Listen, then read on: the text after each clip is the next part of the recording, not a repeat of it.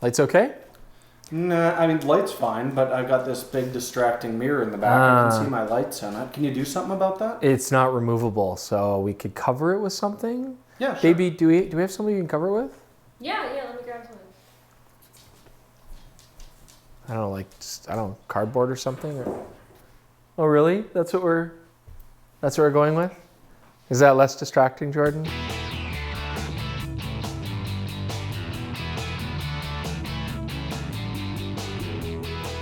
Welcome back, Deep Review TV viewers. It's Chris Nichols here twice, and a good friend of mine, Rafael, shot this for a charity event, so it's not narcissism, it's all for a good cause. Anyways, today we're taking a quick look at a 35mm lens that I can actually get behind. This has just been announced. We're looking at the brand new Fujifilm XC 35mm f2, which of course becomes a 50mm equivalent. But I do have the classic standby, the XF 35mm f2 WR as well, because word on the street is that these two lenses have the exact same optical formulas, but wildly different price tags. So I've tested them today. We're going to talk about what's the same and what's different. Now, I think it's important to mention that the 35mm 1.4 from Fuji, which although is an amazing lens optically and is very bright, was always a slow focuser, and actually a lot of people preferred the XF f2 version because it was a much zippier lens, very compact. f2 is still going to give you nice bokeh and fall off. So that's why this XC series now becomes very appealing, because if we've got the same optical performance here, but in a very affordable package, I think even more people are going to pick this up. Now, I did test both these lenses. I actually found that the autofocus motor in them is the same. I didn't notice any appreciable difference, so it's nice to see that that zippiness is still present in both lenses. So first things first, sharpness, resolution, are these lenses equivalent and are they good? Well, the 35f2 XF lens is a proven performer, and any 50mm equivalent lens is optically usually quite fantastic. So what we like to do is an informal test. Here you can see we're shooting both focusing right in the center, wide open, and then stop down a few stops just so we can see what differences we have here. Now, both lenses gave us identical performance. You do see a little bit of corner softness wide open because of the field curvature, but once we stop down, that basically goes away and both lenses are near perfect. Now, what we also like to do is focus specifically in the corner just to see what that corner resolution's like. And again, we shoot wide open and stop down. And again, very similar results. I mean, in fact, identical results with the two lenses. And again, very good performing lenses, just like we would expect. So let's look at some other characteristics with these two lenses. And just so you know, I shot every single scene I came across with both lenses, basically the same scene. So let's talk about Loca first. You can see the samples here, a little bit of green fringing in the background, nothing really in the foreground, both excellent and identical. Bokeh and that sort of fall off into the softer areas, again, identical in both samples. I also took some night shots here, got some street lights. You can see here some Sunstar shots, both at f16, and again, very nice results out of both lenses too.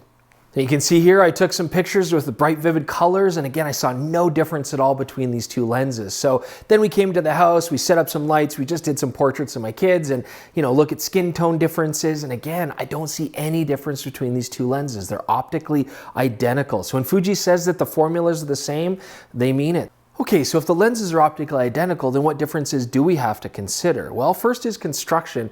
This is very plastic. The XC lens has a polycarbonate mount, plastic rings, plastic build. It does make it marginally lighter than the metal XF lens, but not enough that I would really worry about that. But this certainly does have a classier feel with its metal knurled knobs. I would say the manual focus on the XF lens is a little bit smoother, more well dampened.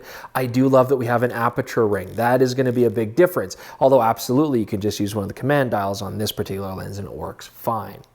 So I think there is something to be argued for the fact that if you're buying a classier Fuji body like an X Pro 3 or an XT3, you might want the classier look that the XF lens provides. But of course, you might also want the weather sealing that this lens provides with those high-end bodies. This is a WR lens, and we have tested ourselves to find it's quite rugged. The XC lens has no weather sealing, no dust seal around the lens mount, and I think that's going to be a big part of the price difference. So really, if you're trying to decide which one's better for you, a big part of this is going to come down to price. Now keep in mind, when you buy the XF lens, they do give you the hood. With the XC, you'd have to buy that separately. But basically, price-wise, the XC lens is $199 US, that's 4,000 Canadian dollars. And this is double that. This is $399 US, which is $8,000 Canadian. So yeah, it's a significant amount of money, especially if you're talking Canadian dollars. But You are getting a lot with that extra $200. You're getting the weather resistance, you're getting the better build quality. But if you don't need that stuff, if you just want a nice compact light lens to carry around, the XC is giving you top quality optical performance. And there's a lot to be said, especially at that price point. The last thought that I want to leave you in regards to that is that it's very possible that Fuji is going to be packaging this new XC lens with a lot of their new camera bodies and getting you even better pricing. And if that does happen, this becomes a very appealing package at a very low price. Either way, everybody should have a nifty 50 in their bag. So I hope you guys enjoyed this look at these two very similar, but in some ways very different lenses. Don't forget, please check out our Instagram and our Twitter feeds. Subscribe to the channel. We love that you visit us on dpreview.com, but also just take the time, go to YouTube, look us up, subscribe, and that way you won't miss any more of our videos. Thanks so much for joining us. Leave your comments below. We'll talk to you soon.